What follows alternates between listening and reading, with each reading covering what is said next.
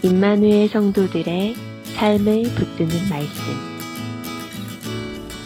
주님의 사랑과 평화가 성도 여러분들과 함께하기를 주님의 이름으로 축복합니다.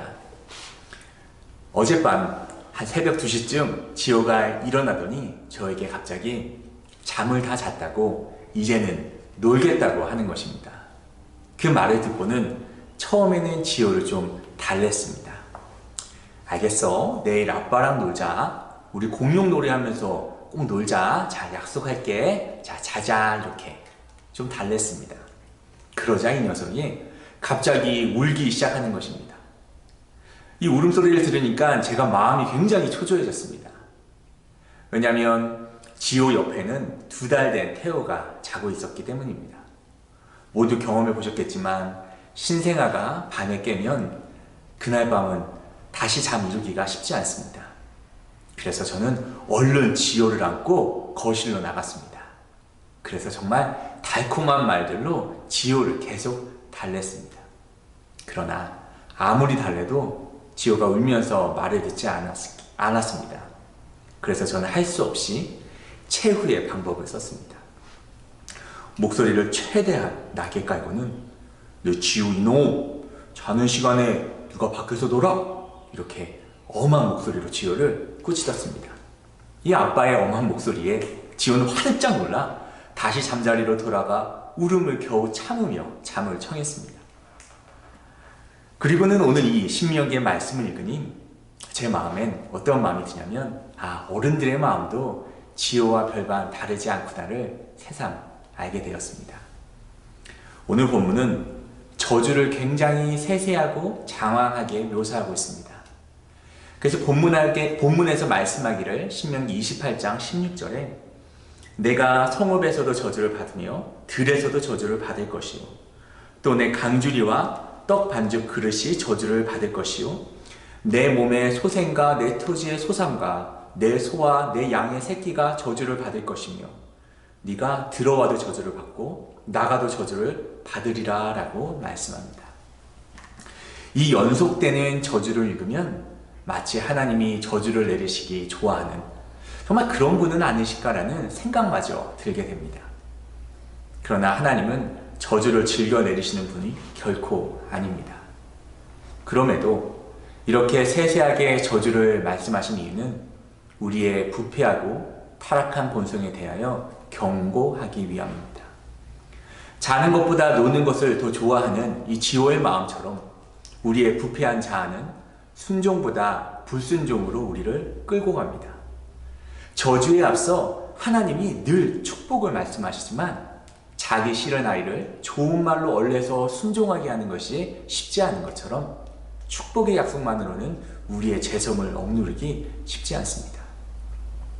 그러므로 하나님 축복을 명하신 후 또한 이렇게 무서운 저주를 선포하셔서 불순종으로 가기 쉬운 우리의 성향을 최대한 억제하십니다.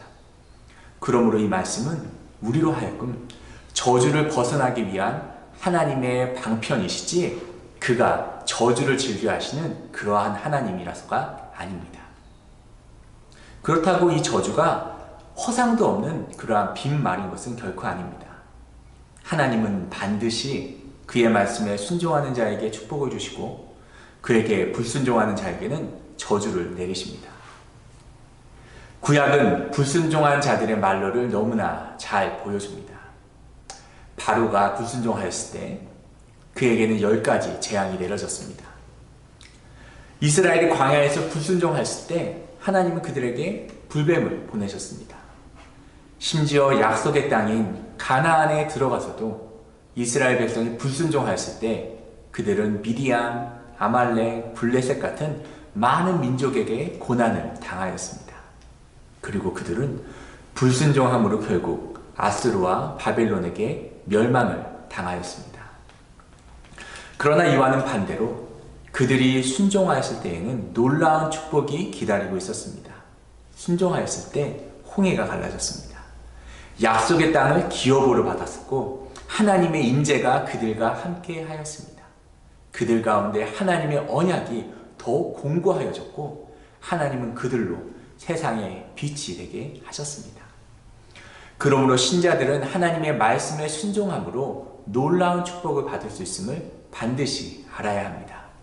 그리고 또한 하나님의 말씀에 불순종하였을 때에는 비극적인 저주가 기다리고 있음을 명심하여야 합니다. 그러나 성도 여러분, 오늘 순종과 불순종에 따른 저주와 축복을 읽었지만 사실 하나님의 사랑은 우리가 순종을 하였을 때 그때에도 분명하게 나타납니다. 이스라엘이 불순종하였지만 그것이 그들의 끝은 아니었습니다. 그들이 불순종으로 말미암아 징계를 받았을지언정 오히려 그들이 회개를 하고 돌이킬 때 회복이 있었으며 축복이 있었습니다. 올해 교회의 표처럼 회개를 하게끔 하는 그 은혜가 우리에게 내려진다면 그 뒤에는 더 큰 회복의 은혜가 우리와 함께합니다. 그리고 그 회복으로 말미암아 이스라엘의 에스겔의 선지자의 말씀처럼 우리가 두려움과 체벌로 인한 순종이 아닌 예수 그리스도를 통한 새로운 마음으로 온전한 순종을 할 수 있게 됩니다. 오늘 순종함으로 하나님의 축복 가운데 거하시고 만약 삶에서 돌이키지 못한 것들이 있다면 회개와 회복의 은혜로 말미암아 새로워지는 그러한 복된 시간 되시기를 주님의 이름으로 축복합니다.